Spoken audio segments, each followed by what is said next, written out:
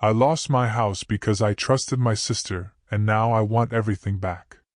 If your own family member took everything you worked for and left you with nothing? Well, 3 years ago, I bought my dream house. I'm 29 years old, and I've been saving for this since I was 18.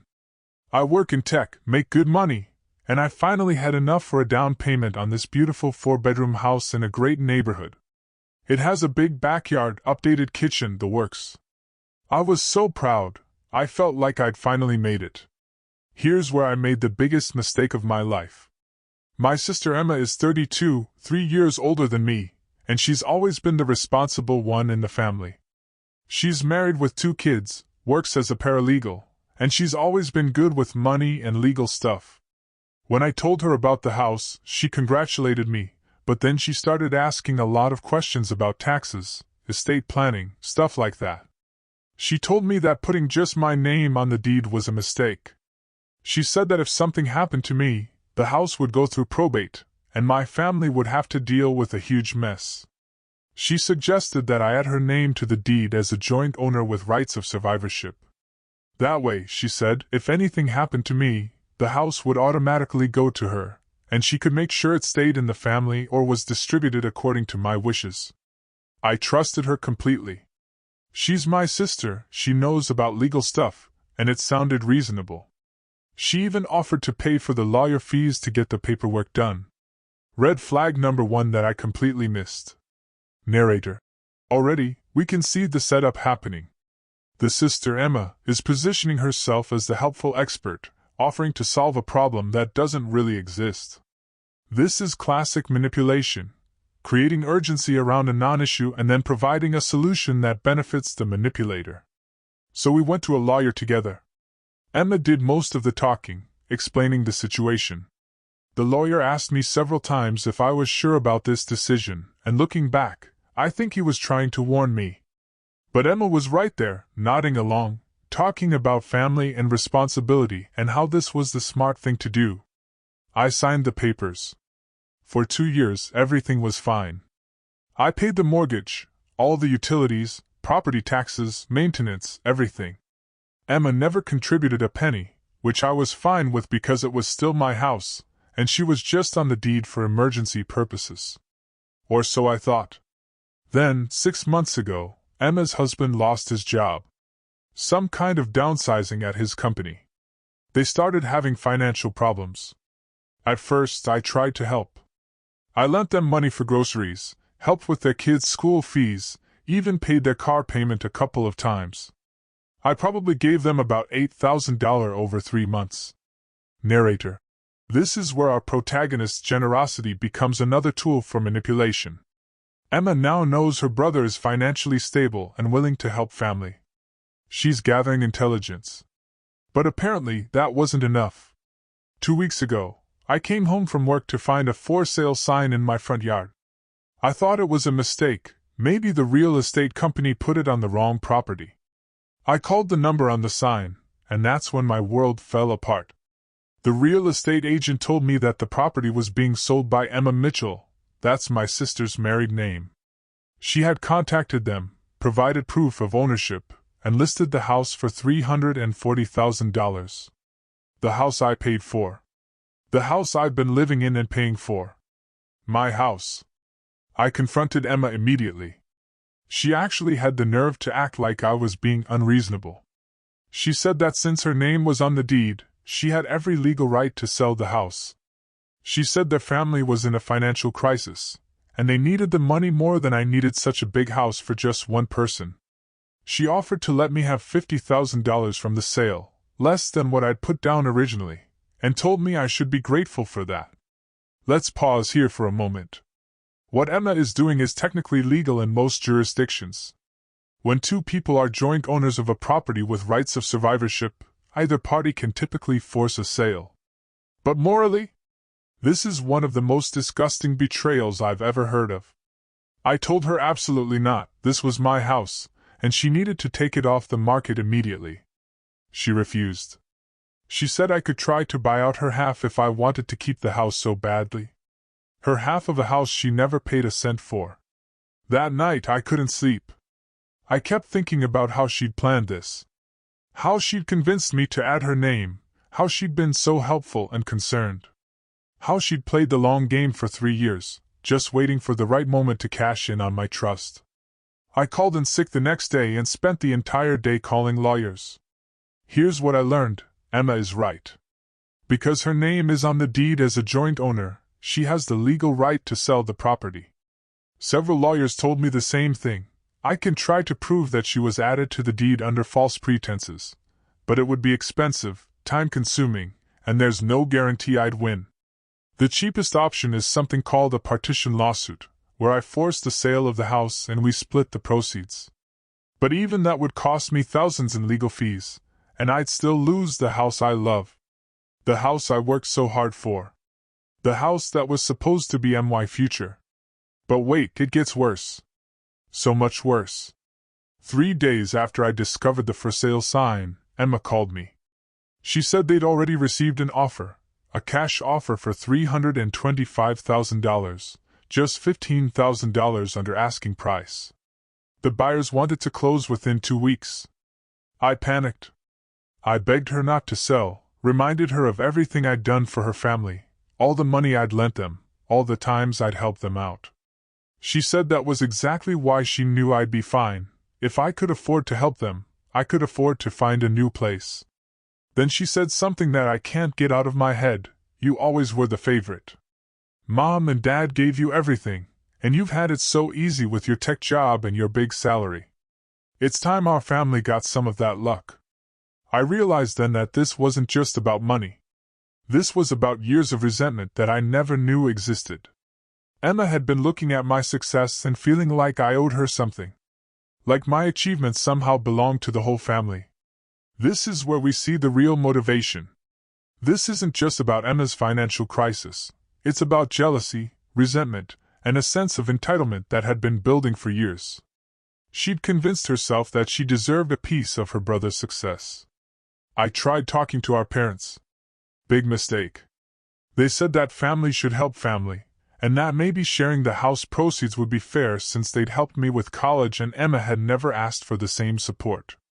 They suggested I should consider Emma's offer of $50,000 as a compromise. I felt completely alone.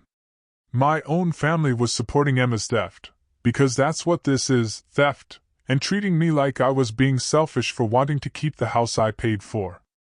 That weekend, Emma brought potential buyers to the house. She used her key, the emergency key I'd given her, and walked strangers through my home while I was there.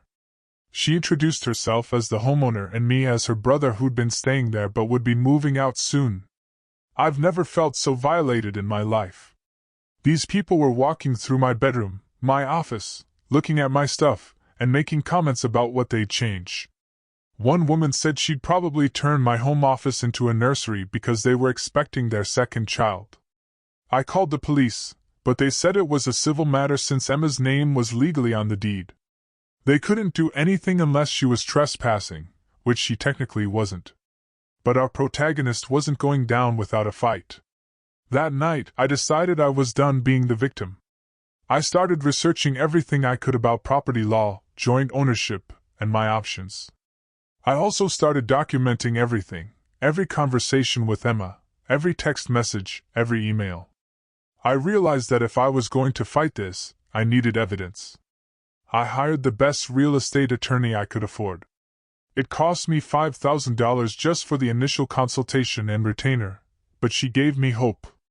She said that while Emma technically had the right to sell, there might be grounds for a lawsuit based on fraudulent inducement, essentially, that Emma had tricked me into adding her to the deed under false pretenses. We started building a case. The lawyer subpoenaed records from the original lawyer we'd used, and guess what we found? Emma had actually met with that lawyer privately before our appointment. She'd consulted with him about joint ownership and specifically asked about scenarios where one party could force a sale. This was premeditated. Emma had planned this betrayal from the very beginning. This is the smoking gun moment. Emma didn't just take advantage of an opportunity, she orchestrated the entire situation from day one. The helpful sister act was just that, an act. Armed with this information, my lawyer filed an emergency injunction to stop the sale. We argued that the deed transfer was fraudulent and that Emma had never intended to use her ownership rights for the purposes she'd claimed. The judge granted a temporary restraining order, which meant Emma couldn't sell the house until we had a full hearing. I felt victorious for about 5 minutes, until Emma called me, screaming about how I was ruining her family's future and how she'd never forgive me for choosing money over family. The irony was incredible. She was literally trying to steal my house, but I was the one choosing money over family. But here's where things got really ugly. Emma started a campaign against me with our extended family. She told everyone that I was being selfish, that I was trying to keep her family homeless, that I had plenty of money and was just being spiteful. Cousins I hadn't heard from in years started calling to tell me I should do the right thing. My grandmother, my 85-year-old grandmother, called me crying, begging me to stop this family feud and just give Emma what she needed. Emma had painted herself as the victim so convincingly that half my family believed I was the villain in this story. But sometimes, when you dig deep enough, you find things you never expected. While preparing for the court hearing, my lawyer suggested we do a full financial investigation of Emma's situation. If we could prove that the financial crisis was manufactured or exaggerated, it would support our case that this was always about greed, not necessity. What we found was shocking. Emma's husband hadn't just lost his job, he'd been fired for embezzling money from his employer. About $25,000 over the course of a year. They chose not to prosecute if he paid the money back, but that's why they really needed cash quickly. But it gets worse. While going through financial records, we discovered that Emma and her husband had been living way beyond their means for years. They had credit card debt of over $60,000, they'd taken out loans against their cars, and they were 3 months behind on their mortgage. The money I'd been lending them for groceries and emergencies?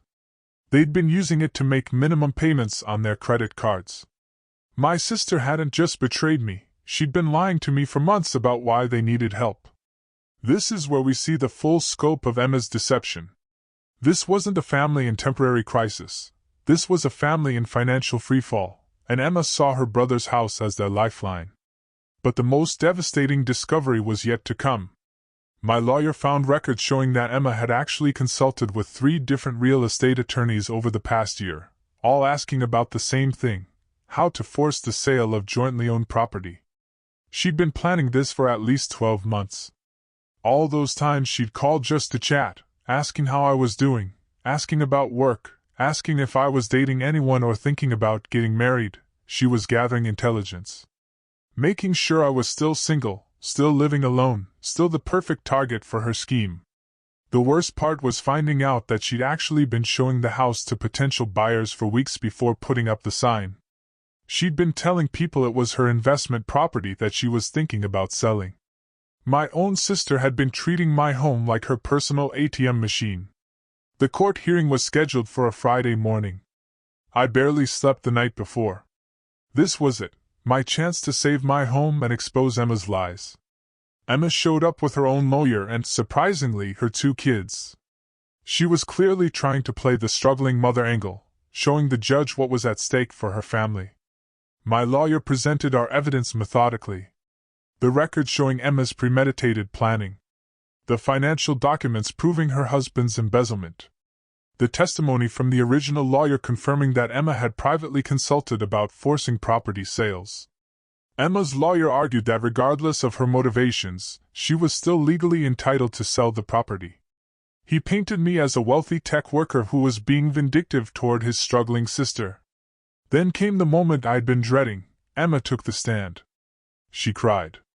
She talked about her children, about how they might lose their own home, about how she'd looked up to me her whole life and never thought I'd abandon family in their time of need.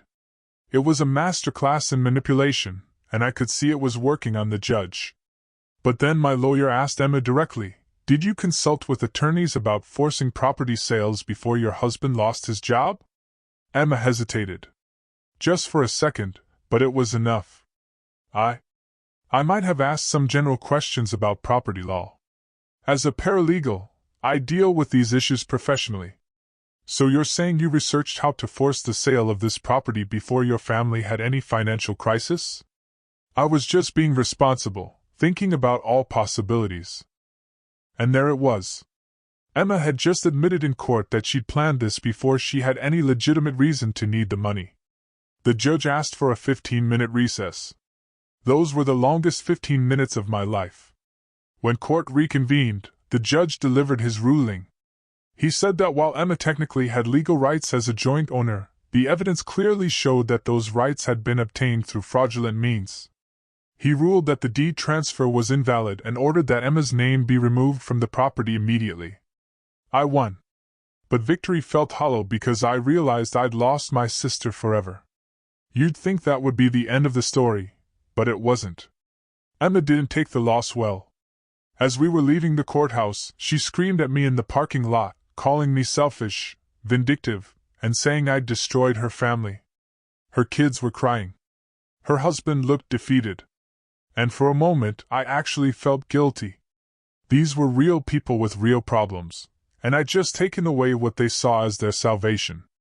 But then I remembered they'd created their own problems through lies, theft, and betrayal. I didn't destroy their family. Their choices did. The next few weeks were rough.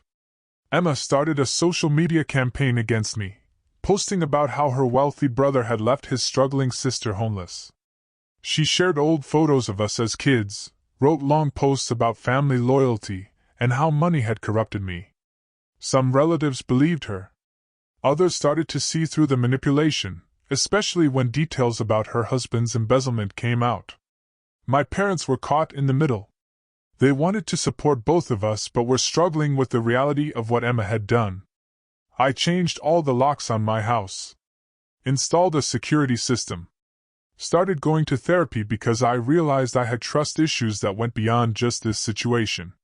For months, I jumped every time the doorbell rang, thinking it might be Emma or angry relatives. I became paranoid about anyone who showed too much interest in my finances or my house. The worst part was the loneliness. Emma and I had been close, or so I thought. She was the person I'd call when I had good news or needed advice. Suddenly, I had this huge hole in my life where my sister used to be. But here's where the story takes a turn that nobody saw coming. About 2 months after the court case, I got a call from someone I never expected to hear from, Emma's husband, Mark. He wanted to meet for coffee. Said he had things to tell me about Emma that I needed to know. I almost said no. I was done with the drama, done with their family, done with the whole situation. But something in his voice made me agree. What Mark told me changed everything I thought I knew about my sister. He said that Emma had been planning to leave him. That she'd been having an affair with someone at her law firm for over a year. The plan was to sell my house, take her share of the money, and disappear with her lover. The financial crisis, the struggling family narrative, even bringing the kids to court, it was all theater. Emma was planning to abandon her family and start a new life with money stolen from mine. Mark had found emails, text messages, even hotel receipts. Emma hadn't just betrayed me, she'd betrayed her entire family. This revelation reframes everything. Emma wasn't a desperate mother trying to save her family. She was a calculating woman planning to destroy multiple families for her own gain. Mark showed me the messages between Emma and her lover. They'd been planning this for months. There were discussions about where they'd move, how they'd explain Emma's sudden financial windfall, even jokes about how easy it had been to manipulate me into putting her name on the deed. In one message, Emma had written, "My brother has always been gullible. He still thinks I'm the responsible older sister. This is going to be easier than I thought." Reading that felt like being stabbed in the heart. Mark was devastated.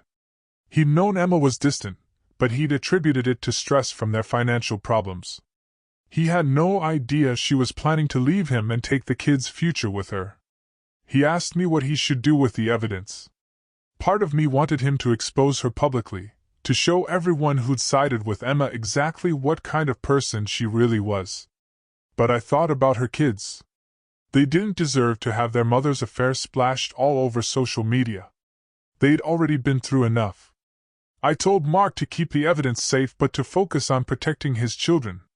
Whatever happened between him and Emma was their business, but those kids needed stability.